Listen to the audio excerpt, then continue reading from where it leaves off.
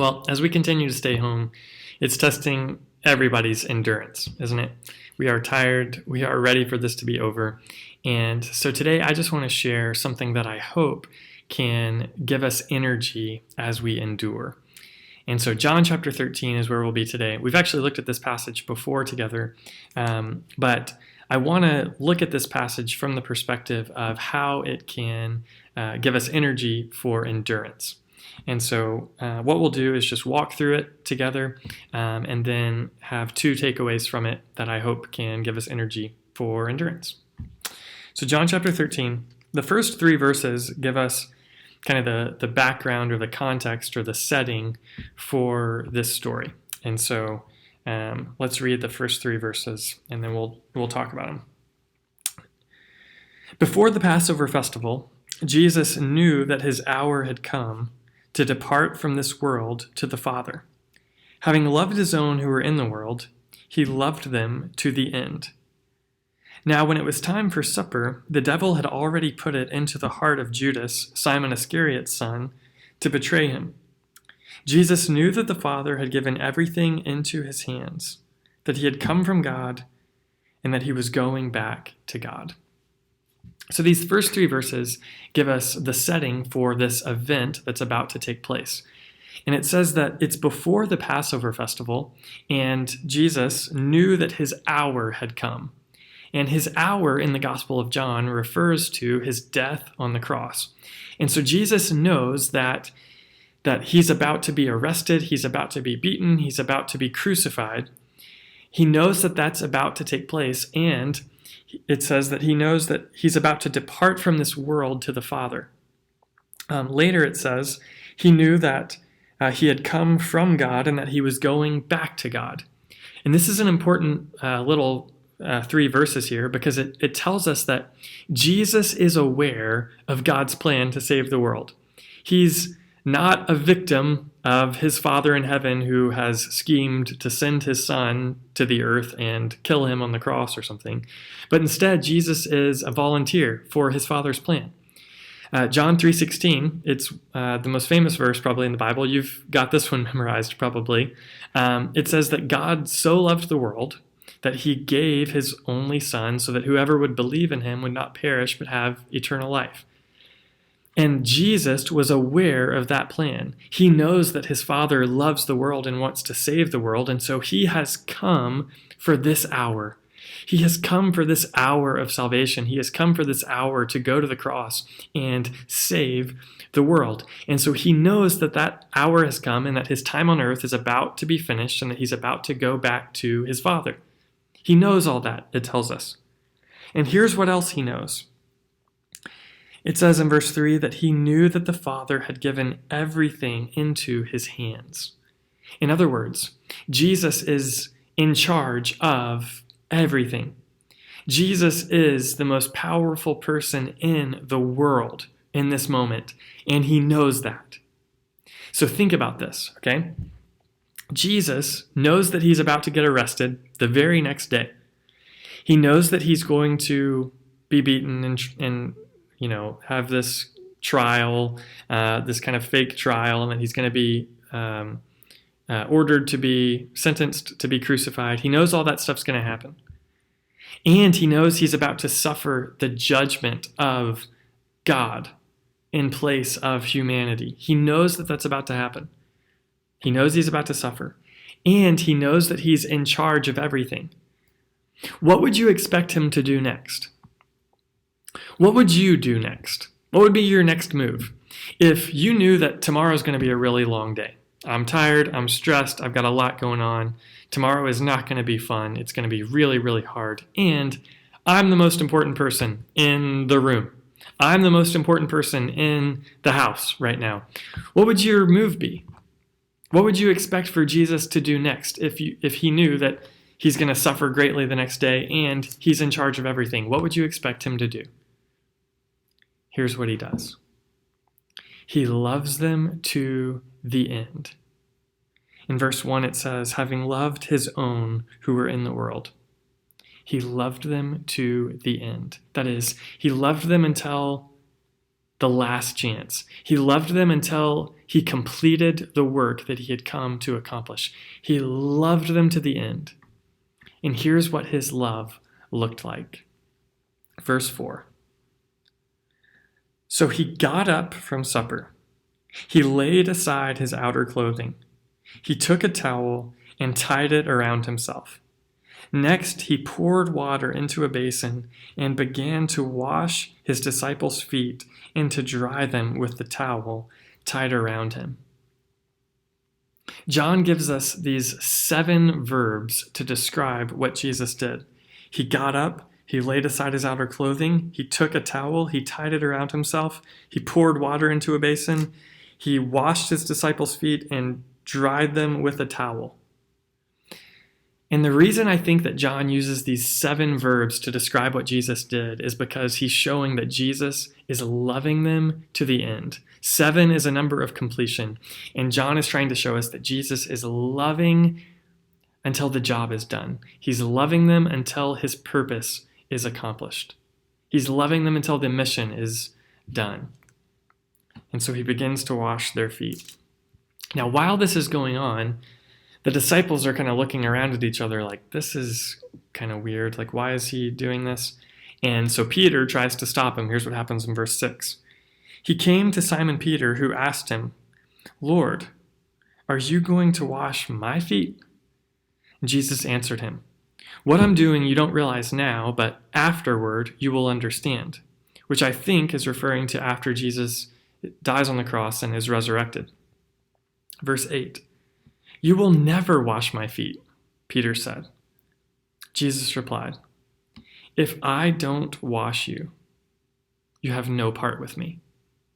Simon Peter said to him, Lord, not only my feet, but also my hands and my head. Jesus says to Peter, look, if you don't let me love you in this way, if you don't let me serve you, then you can have no part with me. If you don't come to me and let me be the one to do something for you, then you won't experience the blessings that I have come to give. And so he finishes washing all their feet, and then verse 12. Here's what happens. When Jesus had washed their feet and put on his outer clothing, he reclined again and said to them, do you know what I have done for you? You call me teacher and Lord, and you are speaking rightly, since that is what I am. So if I, your Lord and teacher, have washed your feet, you also ought to wash one another's feet. For I have given you an example, that you also should do just as I have done for you. Now, the question that Jesus asks Peter here is the question that I want to ask you. Do you know what Jesus has done for you? Do you know what Jesus has done for you? The answer to that question, I think, can give us energy for endurance. And here's the answer. Jesus has become your servant and your standard. Jesus has become your servant and your standard. So what I want to do is just talk about each of those 2 things and show you how that can give us energy for endurance. First, Jesus is your servant. Now, even saying that can feel a little sacrilegious almost, can't it? It's like, I don't know if you can say that. Like, certainly I'm his servant. I should serve him, but I don't know if I can refer to him as my servant. I don't know if I can expect him to serve me. But do you see that that's the same attitude as Peter here? It's the same attitude as Peter that says, you're not going to wash my feet. And Jesus' response to us would be the same. It's, well, then you can have no part with me because that's what I've come to do. I've come to be your servant. And we certainly know that that's true when it comes to our relationship with God, right? Like that's what the gospel is. The gospel is the good news that Jesus has come to do for us what we cannot do for ourselves. He serves us by living in our place, living up to God's requirements in the law in our place. He serves us by going to the cross and dying in our place to take the judgment that we deserve. He serves us by being raised from the dead and offering us a new, transformed life. He serves us by ascending to his Father and promising to return to the earth to remake the world. Those are all ways that we know Jesus has promised to serve us. And if we respond with the attitude of Peter here that says, well, you're not going to serve me, I'm going to do my best. I'm going to work my hardest. I need to earn it. If we respond with that attitude, then we're going to miss out on salvation. We're going to miss out on the gospel. We're going to miss out on what God has done for us by sending Jesus. That's what Jesus has come to do.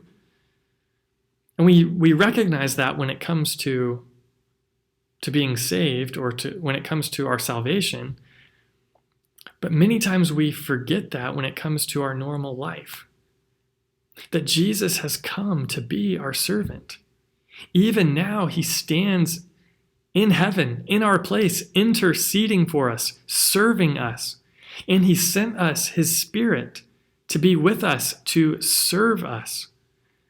Jesus is our servant. And the attitude that says, no, but I'm going to work hard. I'm going to do my best. I'm going to do my best. I'm going to do my best, and then you can do the rest. That's an attitude that's not fully trusting him.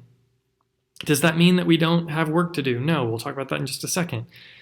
But we need to approach Jesus first and foremost as he is the servant, and I am the one in need. I am the one who needs help. This is not to say that we approach Jesus like he's the servant and we expect it to be that way. Like, Jesus, you're the servant because I pretty much expect everybody in my life to be my servant. That's the wrong attitude. The attitude that says, yeah, I expect my wife to be my servant, my mom to be my servant, and my kids to be my servant because I'm so smart, or maybe I'm so lazy that I just need everybody to do everything for me. That is not the attitude we're talking about. We're talking about an attitude that is so aware of my need and so aware of my frailty, so aware of my brokenness and my exhaustion that I come to Jesus and I say, Jesus, I need you to serve me. I need strength that only you can give. I need help that only you can give. I need forgiveness for my sin that only you can give. That's the attitude that we're talking about here. Until we have that attitude with Jesus, then we can have no part with him because he's come to be our servant. So here's how this, I think, can give us energy for endurance. We need to come to Jesus and ask him for help. I know that sounds so simple, but this week, what if you just set aside time to ask Jesus for help?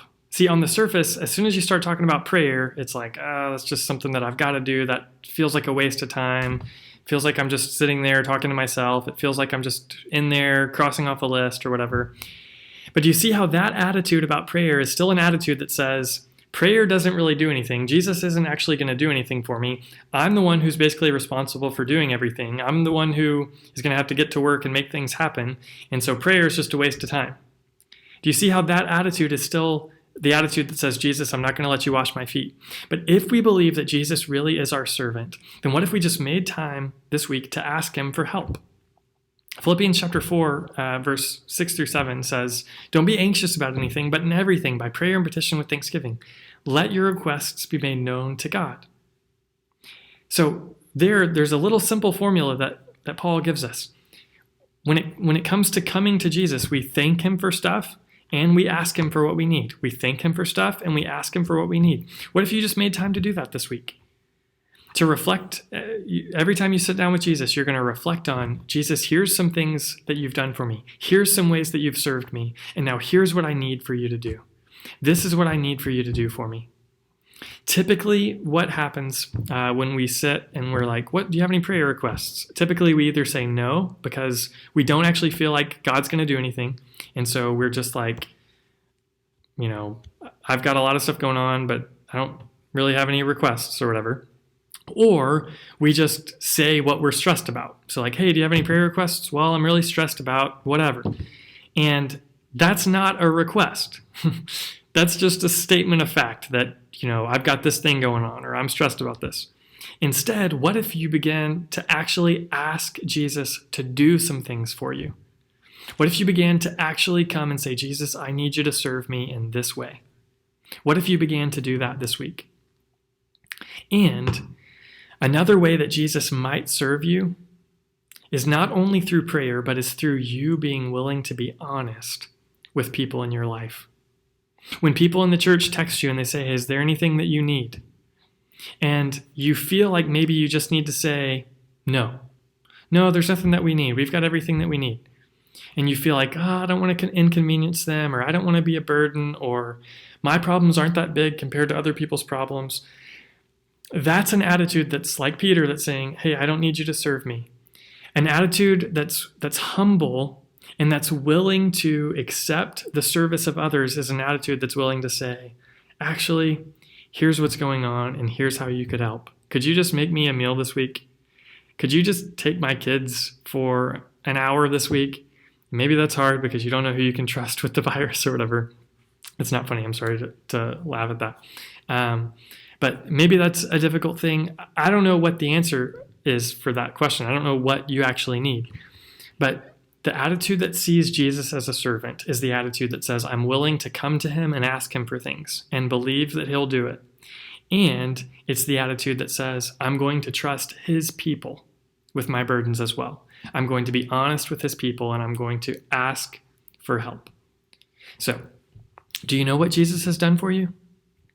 He's become your servant. So let him serve you. Ask him for stuff and be honest with his people when they ask you if you need help. Here's the second thing that Jesus has done for you. Jesus has become your standard. Jesus has become your standard. Now, here's why that's so significant. Because just before Jesus washes their feet, he knows that he's about to have a really difficult day. He's tired. He knows he's about to suffer. And he knows that he's got all power in the world, that everybody really should serve him. He knows that. And he chooses to serve us anyway. And that is our standard. The answer to when we should serve is not, as long as you're not feeling too stressed, you should serve. Or as long as you're not too tired, you should serve. Or if you haven't already put in a lot of work this week, then you should serve. Instead, the answer to how much should I serve is, how much did Jesus serve? To what extent should you be generous? To what extent should you be patient? To what extent should you be forgiving? To what extent should you be sacrificial? To what extent should you serve? And the answer is Jesus loved them to the end. And he says, I've given you an example that you are to follow. Sometimes we can compare ourselves to other people. Well, I'm doing more than my husband. Or, well, I'm doing more than my wife. Or, well, I'm doing more than that family. Our family's doing more than their family. But they're not the standard. Jesus is the standard. Jesus is the standard. Now, if you hear that and you just feel exhausted, like you cannot serve your kids anymore, you cannot do another thing for them this week, I get that. But maybe you need to go back and let Jesus be your servant. Maybe that means that you've reached a point where you need to figure out a way to let Jesus serve you. Because the solution is not becoming less of a servant to the people around you. The solution instead is to look to him, to say, Jesus, I don't have the strength on my own. I need to trust you. I need you to serve me. To trust him to serve you so that you can serve others. That's the paradigm. So, what if this week, even though you're tired, even though you're exhausted, what if this week you made Jesus, who was tired and knew that he was about to suffer, and still chose to serve? What if you made him your standard? What if this week you filtered everything through the question, how can I serve? How can I serve? What if you began to view your home and the responsibilities that you have there, in addition to the work that you normally have? Now you're all of a sudden, you've got this stuff at home. What if you began to view those responsibilities as a ministry that God has given you? Jesus has entrusted you with some service that you've got to do. And who should you look to for help? Who should you look to as your standard of what it means to serve in that way? It's him who has served you and who wants to continue to serve you. So, as we wrap this up, I want to leave you with Hebrews chapter 12, verse 3. Consider him who endured from sinners such hostility against himself, so that you may not grow weary or faint-hearted.